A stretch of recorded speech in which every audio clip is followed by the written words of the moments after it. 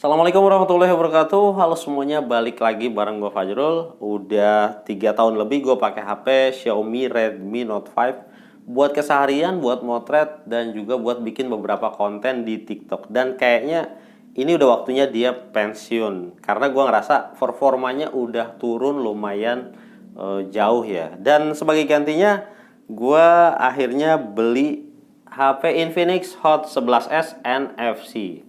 Ini belum dibuka sama sekali, masih dibungkus. Dan kalian tahu kan, video kali ini gue mau ngapain?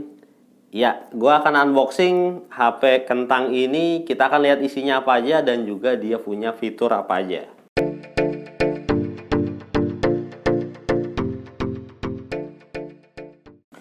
Oke, kita mulai aja unboxing HP Infinix ini ya. Ini tadi gue coba cari-cari pisau unboxingnya tapi nggak ketemu-temu.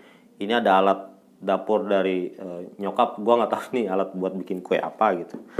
Kita coba pakai aja, ini harusnya bisa sih. Nah, Infinix 11 ini sebenarnya ada dua varian. Ada yang Hot 11 dan juga Hot 11s NFC. Untuk perbedaannya kalian bisa cek di layar aja ya. HP ini kalau dari boxnya sih kelihatan banget target marketnya ini buat teman-teman para pencinta games ya. Karena di depan kardusnya ini ada satu karakter namanya Mia, dia karakter hero di Mobile Legends. Kemudian di sini ada logo Infinity, di sampingnya ada logo games Mobile Legends. Kemudian di pojok kanan atasnya ini ada anniversary ke-5 Mobile Legends. Dan di bawahnya ini ada logo atau tulisan NFC yang lumayan gede.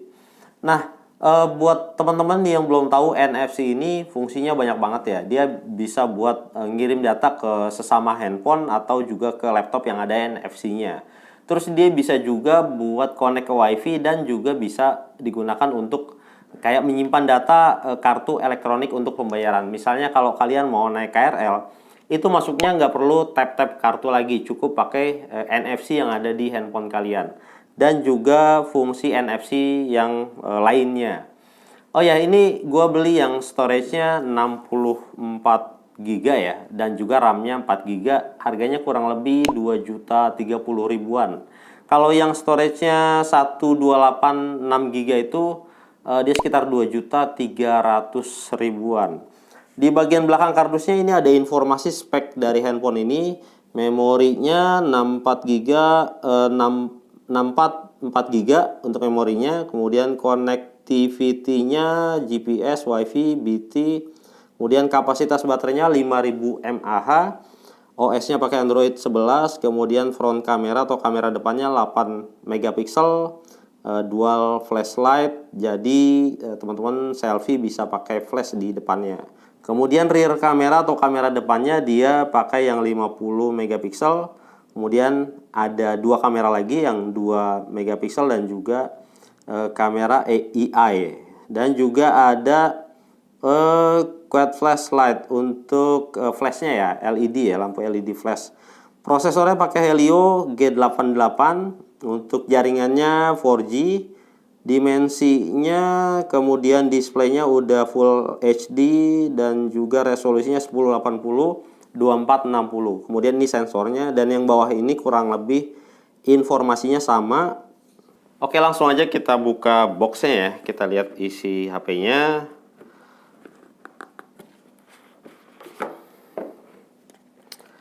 Ini penampakan HP-nya, ada icon-icon atau informasi spek yang sebenarnya udah tadi ada di box. Cuma ini mungkin yang poin-poin yang paling penting kali ya. Ada prosesor, dia pakai G88 Helio, tadi sudah. Kemudian refresher layarnya 90 Hz. Resolusi kameranya 50 MP, kemudian chargingnya 18 watt dan juga ada NFC-nya. Kita cek lagi dalamnya ini ada apa aja isinya selain dari handphone Infinix-nya. Kita dapat kepala charger 18 watt. Kemudian ini kabel USB Type-C, kemudian SIM ejector. Ini kitab-kitabnya, ada service center, kartu garansi. Ini juga petunjuk penggunaan, kemudian screen protector. Ini kenapa nggak langsung dipasang aja ya?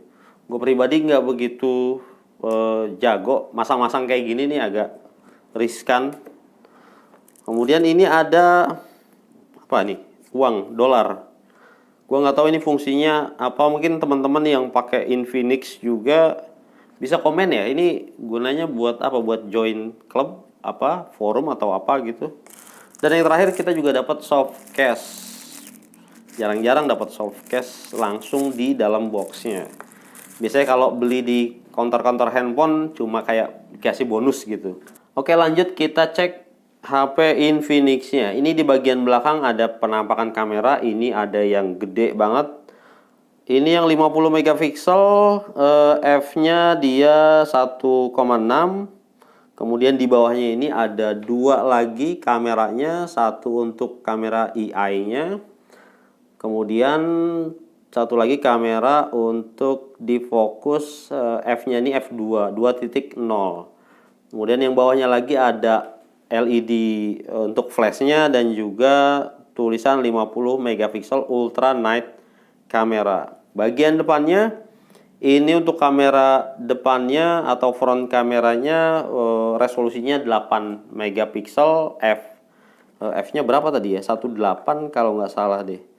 Kemudian speakernya di bagian atas ada speakernya, kanan kirinya ini ada, kalau nggak salah ini ada flashnya. Jadi kalau kalian mau selfie pakai Infinix ini, dia ada flash depannya. Kemudian di bagian bawahnya ini ada port jack earphone 3,5, kemudian ada mikrofonnya, ada USB Type-C dan juga ada speaker.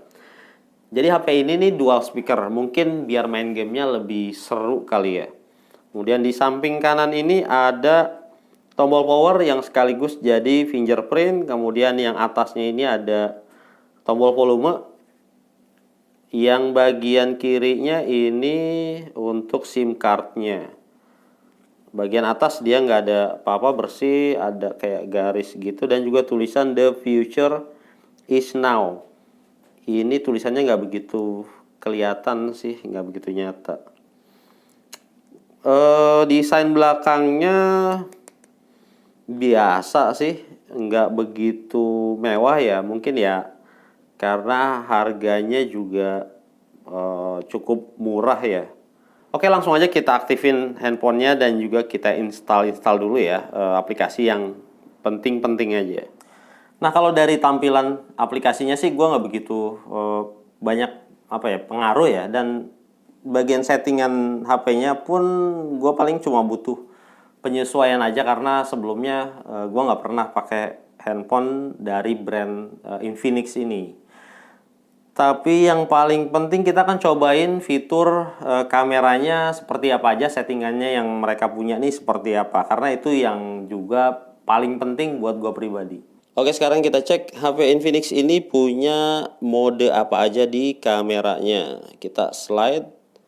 Nah, ini yang pertama ada mode short video, kemudian video, EI cam, beauty, portrait, super night untuk motret malam, IR shoot, kemudian slow mo, panorama, dokumen untuk scan dokumen, dan juga time lapse. Ini ada 9, 10, 11 mode, cuma sayangnya menurut gue dia nggak ada mode untuk pro kamera atau pengaturan kamera secara manual, karena buat fotografer menurut gue itu sangat-sangat penting banget ya.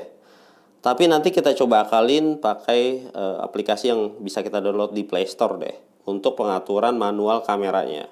Sekarang gue akan coba cek settingan tiap modenya. Ini karena modenya banyak, jadi mungkin cuma beberapa mode aja yang gue cek ya.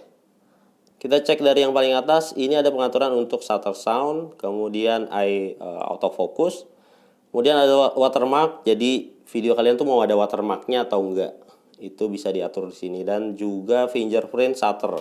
Jadi tombol power dan juga fingerprint yang di samping ini bisa difungsikan sebagai tombol shutter juga. Kemudian untuk video quality-nya dia ada 3 pilihan. Ada yang 720, 1080 dan yang paling tinggi ini 2K ya. Mungkin kalau 4K dengan harga segitu nggak dapat kali ya. Atau mungkin di handphone di brand lain ada juga yang harganya sama, kurang lebih 2 jutaan tapi bisa dapat 4K. Kemudian ini custom volume keys, dia bisa pakai si volume ini bisa dijadikan shutter atau untuk fungsi zoom in, zoom out. Dan yang terakhir, ini ada 2 mode position edit ini. Si video ini mau di on display atau pas di slide baru dia muncul. Dan terakhir ada restore default, itu pengaturan awal ya. Kemudian kita cek EI cam-nya, pengaturannya apa aja. Yang paling atas ini ada shutter sound, kemudian grid. Grid ini digunakan untuk garis bantu ya. Ketika teman-teman mau motret dan pakai teknik komposisi ini lebih mudah pakai grid ini. Kemudian touch capture, jadi kalau kalian motret tinggal diklik aja layarnya dia akan motret.